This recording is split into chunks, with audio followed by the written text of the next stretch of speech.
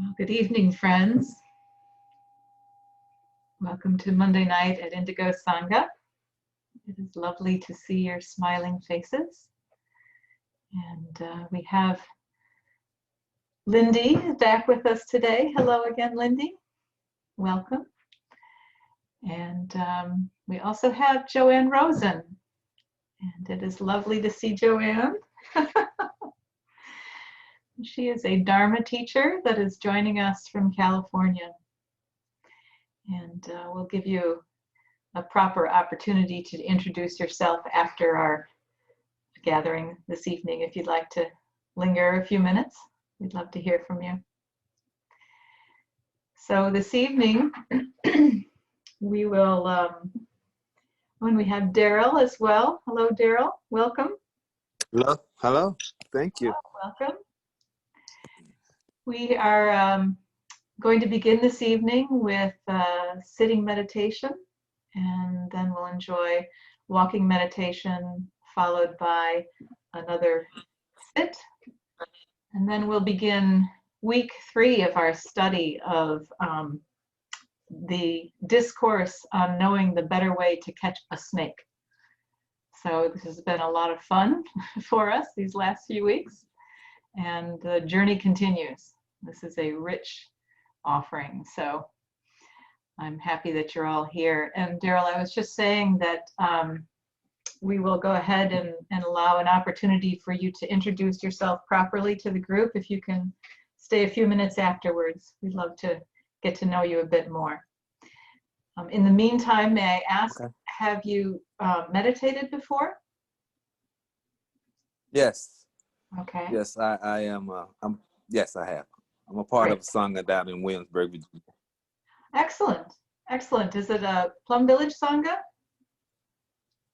No, it's Williamsburg Buddhist Sangha. We have our own Buddhist Sangha Excellent. Here. Excellent. I want to say that Daryl joins us every morning with Sugar Plum, so he's a vet. I was just about to mention that. Sorry. Thank you. Oh no, thank you. Hi, Joanne. Well, we'll go ahead and get started then, and we'll have everybody unmute for this portion of our sitting.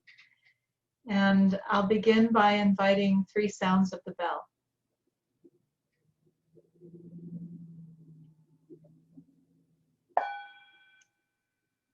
Body, speech, and mind in perfect oneness. I send my heart along with the sound of the bell. May the hearers awaken from forgetfulness and transcend all their anxiety and sorrow.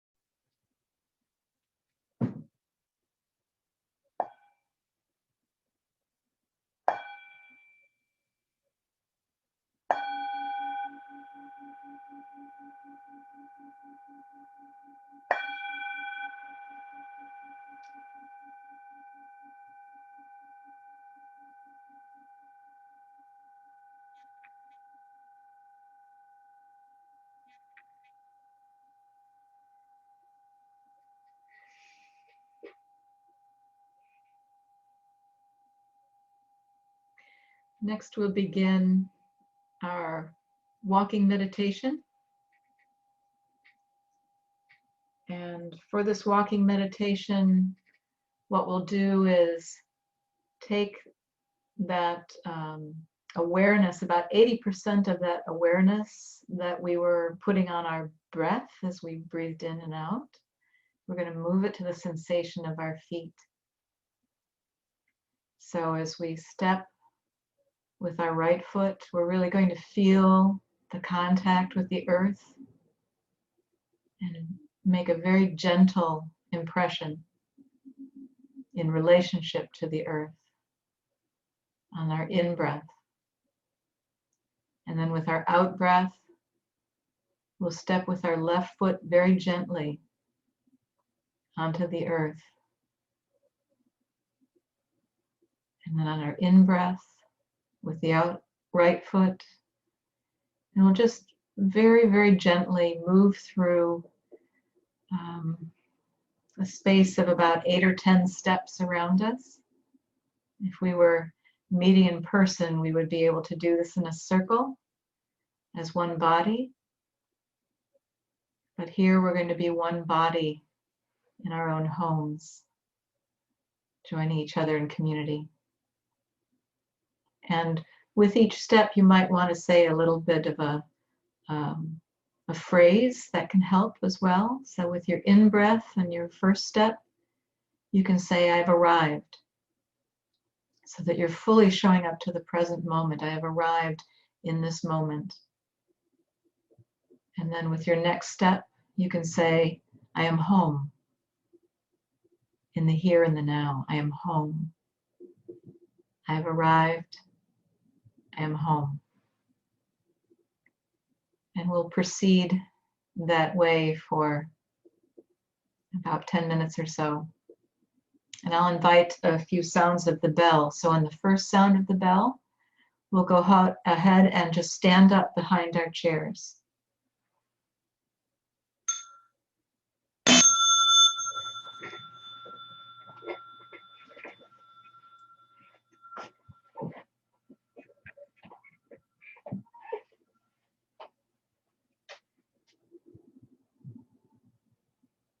On the second sound of the bell, let's go ahead and bow to one another for the potential of enlightenment within each one of us.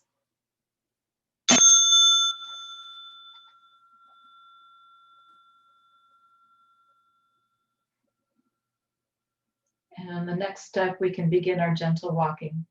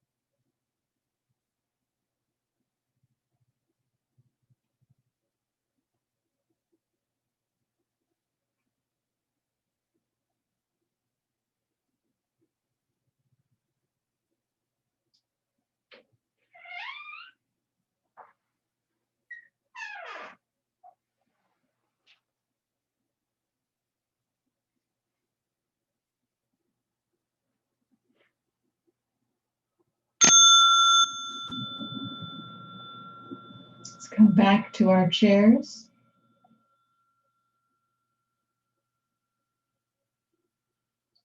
And on the final sound of the bell, we'll bow to one another and then take our seats again.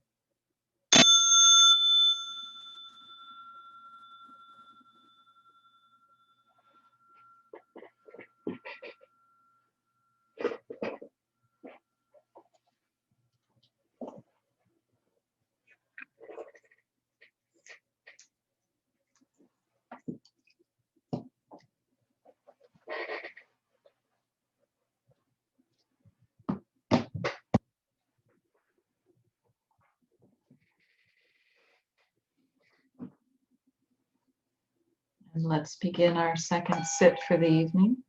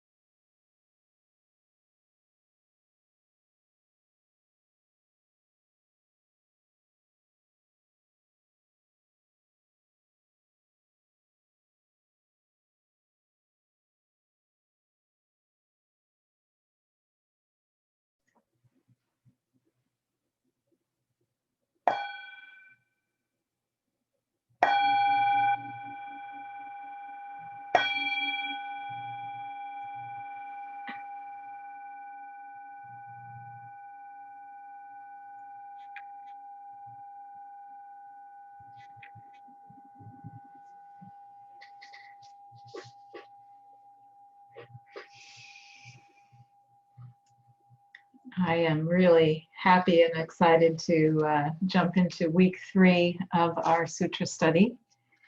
And just as a reminder, this is a book by Thich Nhat Hanh. It has 9 of the essential sutras or discourses.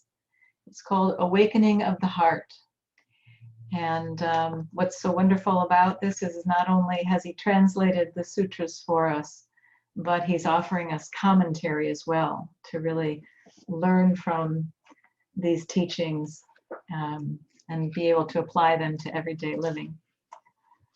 So, week 3, I'd like to begin by talking a little bit about what we did 2 weeks ago, just as a recap. So you'll recall that we met Arata, who is a monk living back in Buddha's time, who was expounding the teachings of the Buddhas, but he wasn't getting it right. And his brother monks went up to him and said, "Hey, Arata, you're not saying the teachings right. This isn't what the Buddha said." And Arata said, "No, I think it is." And they had ended up telling the Buddha. The Buddha said, "Bring him to me and we'll talk." And indeed, the Buddha said, "No, you're not getting it right, Arata. This is not what I'm saying." And in that first section that we covered, we were looking at that nuance between what the Buddha was communicating and what Arata's misunderstanding was. But we also, I think many of us had the direct experience of listening to a teaching and drawing the opposite conclusion, because many of us were saying, "Hey, Arata's all right, he shouldn't be pounced upon by these fellow monks. We don't like to be told what to think or what to do." But this was an important intervention, because whatever the causes and conditions of what Arata was saying, they were harming his practice, and it was also harming those people he was talking to, because they were misunderstanding. They were getting the opposite conclusion of what the Buddha meant. So that's where we first learned this metaphor of having the Dharma being like a snake. And we have to be very skillful at how we pick it up so that it doesn't bite us and we don't conclude the opposite of what the Dharma teaching is meant to convey. And then last week, you may recall that we realized that this teaching wasn't actually about what Arata was saying or not saying, but it was actually about breaking the bonds of our attachment. So we think we have these views, or we think we're getting it right, and it's like, no, we got to keep letting it go and keep looking afresh. So the teaching is that we need to let go of these Dharma lessons, not only the ones that are true, but especially the ones that are not true. And the metaphor that's used in this part of the sutra is that notion of being on the shore and seeing where you want to go and needing the teachings as a raft to take you from one place to the other shore. But if we don't understand the teaching, we're not going to get to the other shore. Or worse, if we misunderstand the teaching, we think we understand it, but we're not, well, then we're at risk of never getting to the other shore, because then we have this thing in our head that we think we know. And so we have to continually come back to that openness, that willingness not to know and to look anew. And you'll recall that also in this was the metaphor of the finger pointing at the moon, and that the Dharma is like the finger, and it's not the insight in itself, but it's saying, hey, this direction, the moon, the insight is actually over here, but don't focus on this. And when we do focus on the finger, it said that we not only don't understand the moon or the teachings, but we also don't understand the finger. Then we're just completely confused. So there's these really wonderful metaphors for trying to convey that essential practice of letting go, like a ladder. And I like to think this is not a ladder going up, but a ladder going deeper. And each time you're on a rung, you have to let go in order to get to the next rung down. And if we think that's all the farther we can go, well, then that's where we stay. We really have to continue to let go of these teachings and to apply them fresh and new, to beginning to come to this again and again with like a beginner's mind curiosity. So breaking the bonds of attachment and not getting caught in our ideas of what we think that the teachings are, our ideology or the theories of Buddhism. That this is not about the theories, this is about the practice and applying. So in the order of interbeing, the first precept, the first of the 14 mindfulness trainings, says, aware of the suffering created by fanaticism and intolerance, we are determined not to be idolatrous or bound to any doctrine, theory, or ideology, even Buddhist ones. So this is the very first lesson that is in the order of interbeing commitments. And it gets at this notion of not being caught by these ideas. We look at our Buddhist teachings as guiding means.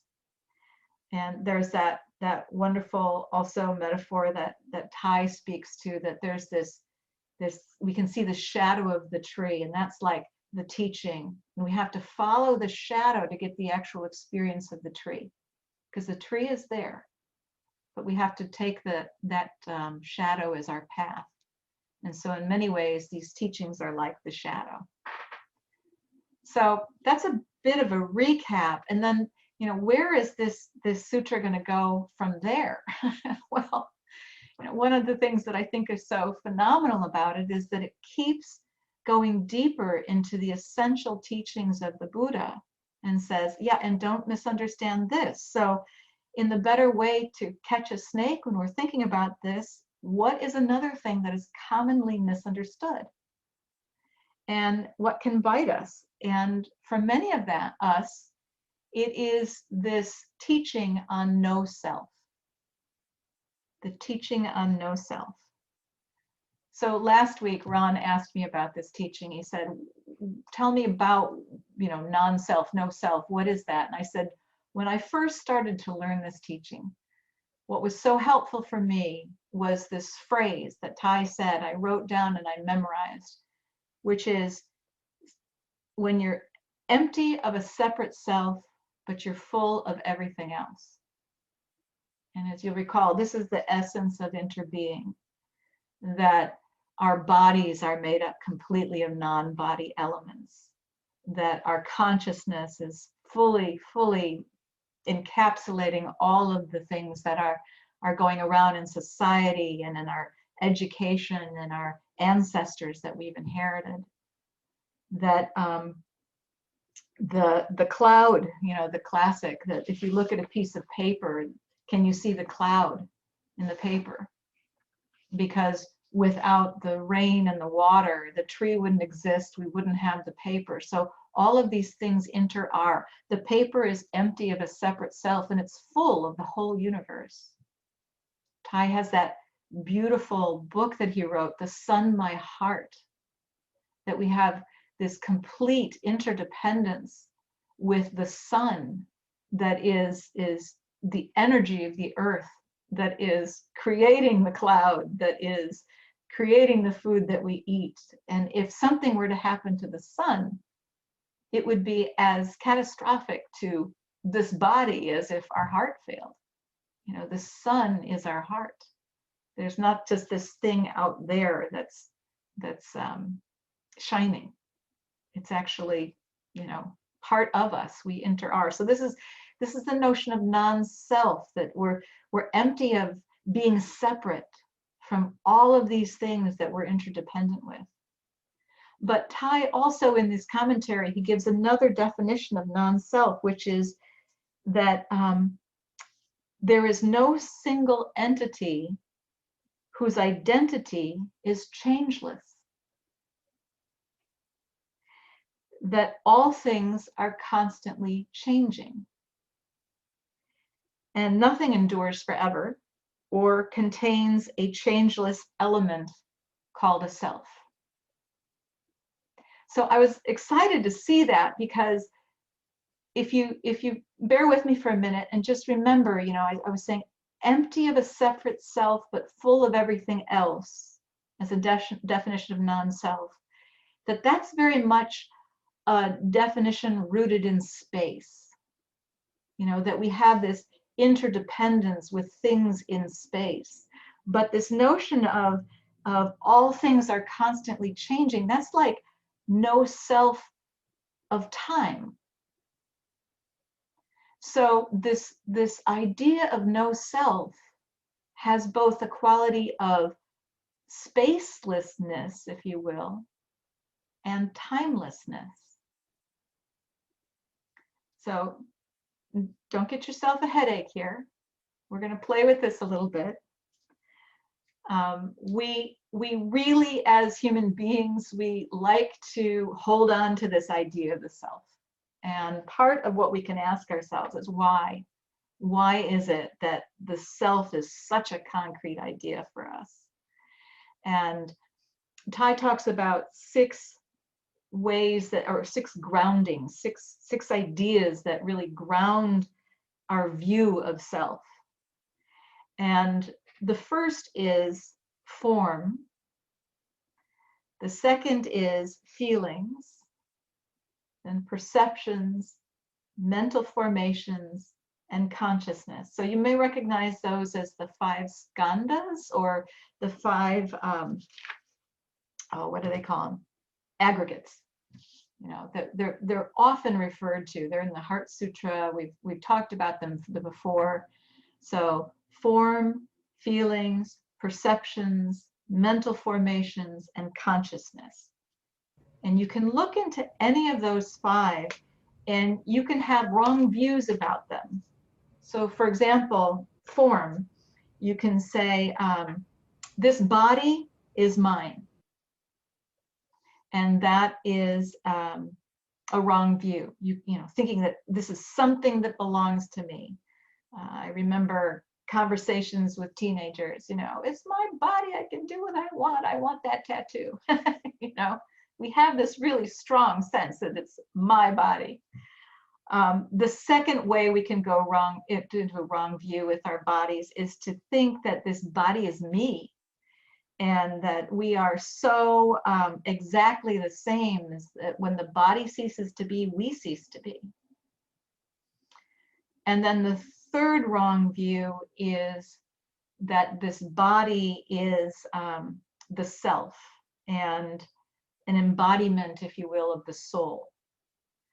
And that it is representative of a person's spiritual essence in the universe. So this is actually, this third one is interesting because it's very relevant to the Buddha's time, and it helps us to understand when the Buddha was teaching on this, what was happening in his time. So let me give you just a really oversimplification of Brahmanism. And that is the belief that self is everywhere, and that Brahman is the permanent and absolute element that is at the beginning and the end of everything in the universe. That it's called like this great self, Brahman. And that every individual or species has a small self, which is part of this great self. And the liberation comes when this small piece reunites with the great self of Brahman. So this notion of like this big self and then these small pieces of self, this is actually what the Buddha was looking at when he was saying to people who were very familiar with Brahmanism in the day, that the body is not the self. And we should understand that is, part of this piece. But let's look again at those 5 skandhas, or the 5 aggregates. So body, feelings, perceptions, what we take in through our senses, our eyes, our ears, our nose, our tongue. Mental formations and consciousness, that when we look at that and these wrong views of I, me, mine, self, we start to understand that there's nothing that's enduring about the self. And there's nothing that's unchanging about the self. And our minds want very much for the self to persist. And so our minds are dissatisfied and struggling with this. And what happens is, when we attach to the ideas of the self and then things change, it really upsets our apple cart. So I'm going to share with you one of the excerpts from the Sutra. The Buddha says, whatever we see, hear, perceive, know, mentally grasp, observe, or think about at the present time or at any other time is not ours. It is not us, and it is not the self. After discussing the selfless nature of the 5th aggregate and consciousness, the Buddha goes on to discuss the 6th ground of views and the world. So there's body, feelings, perceptions, mental formations, consciousness, and the Buddha is adding this 6th ground that we grab onto of the self, which is the world. Some people think the world is the self. The self is the world. The world is me. I will continue to exist without changing even after I die. I am eternal. I will never disappear. And he says, please meditate so you can see that the world is not mine, is not me, is not the self. Please look deeply so that you can see the truth concerning the world. So the world is an object of our consciousness. And he's inviting us not to get caught in the world as something that is going to continue. So the world is also no self, not self, because it is not enduring. It is not unchanging. And those are things that when we want the world to continue like in the future as it did in our childhood, it's just not going to happen. So there is no discrete entity with absolute sovereignty. Nowhere. But we cling to this idea of the self because, frankly, we fear annihilation. We are afraid of nothingness. And here's another excerpt from the sutra that I'll share. Bhikshus, do you think the 5 aggregates and the self are permanent, changeless, and not subject to destruction? No, Reverend Teacher. Is there anything you can hold on to with attachment that will not cause anxiety, exhaustion, sorrow, suffering, and despair? No, Reverend Teacher. Is there any view of the self which you can take refuge in that will not cause anxiety, exhaustion, sorrow, suffering, and despair? No, Reverend Teacher. Everything is impermanent. And when we cling to the views of self, form, feelings, perceptions, mental formations, consciousness, and the world, what we're doing is we're taking view refuge, saying, I've got that at least. But then we're caught. We're caught in an idea. We're caught in an ideology. And then when that begins to unravel, we're lost. So the impermanent nature of things, when we try to hold on to it, it is a source of suffering. So the invitation is to let go of our views. Because what we're having is these extreme views of existence versus non-existence, of permanence or annihilation. These are both way out on the spectrums. And one of the things that the Buddha is bringing to us is this insight of this middle way, that there is something between these extreme views, that we are neither being nor non-being. But as soon as we say, I'm going to last forever, snake bite. As soon as we say, I'm going to disappear into nothingness, snake bite. So picking this teaching up on no self is about picking up a middle way between existence and non-existence. So you may feel confused. It's okay. I invite you just to be with this as a possibility. Explore it. Look at how this might play out in your everyday life.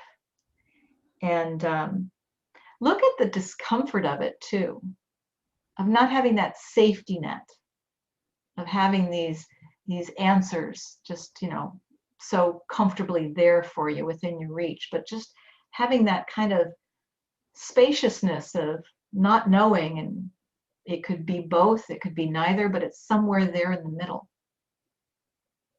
And to me, that formlessness, when I first encountered this, it was very uncomfortable.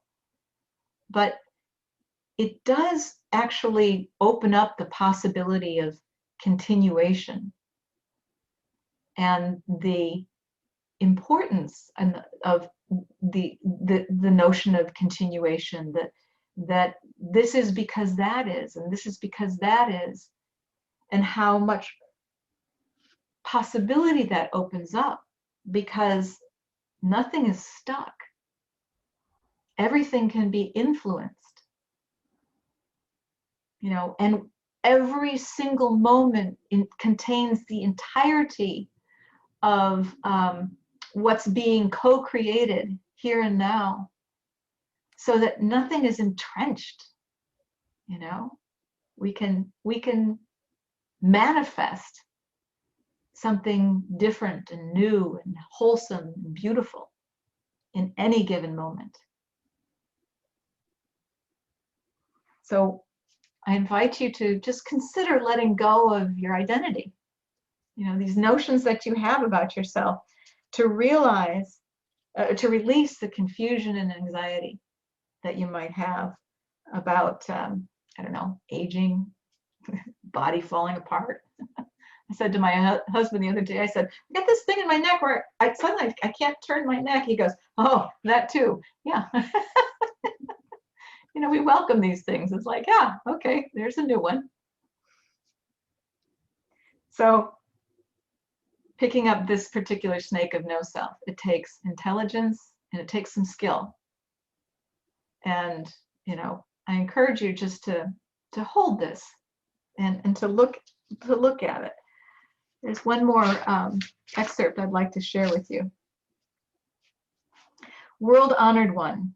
Can fear and anxiety arise from an external source? The Buddha taught fear and anxiety can arise from an external source. You may think, this is a self, this is the world, this is myself, I will exist forever. Then if you meet the Buddha or a disciple of the Buddha who has the understanding to teach you how to let go of all views of attachment to the body, the self, and the objects of self, with a view of giving up pride and internal formations and energy leaks. And you think, oh, this is the end of the world. I have to give up everything. I am not the world. I am not me. I am not the self. I will not exist forever. When I die, I will be completely annihilated. There is nothing to look forward to be joyful about, or to remember.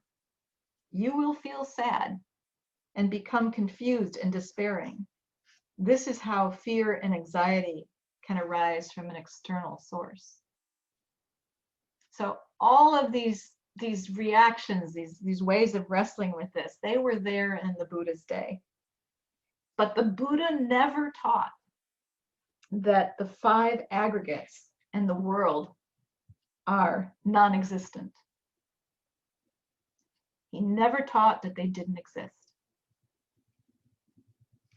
The coming together of the 5 aggregates and the world are an existence, an impermanent and a selfless existence. So the no self of space, empty of a separate self, and full of everything else. The no self of time, all things are constantly changing.